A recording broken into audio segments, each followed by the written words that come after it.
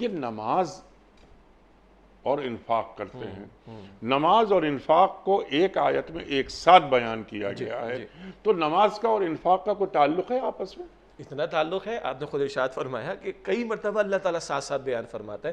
دو مقامات مزید ہم سب کو یاد ہیں، سورۃ البقرہ کے شروع میں الذین یؤمنون بالغیب ویقیمون الصلاۃ ومما رزقناہم ینفقون، اور آخری پارے میں آ جائیں فصل لربک وانحر، نماز قربانی مالی عبادت ہے۔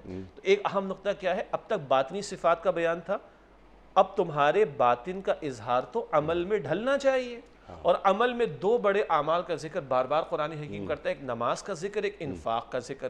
انفاق میں کم از کم تقاضا زکوٰۃ کا، مگر وہ کافی، اس کے علاوہ بھی خرچ ہونا چاہیے۔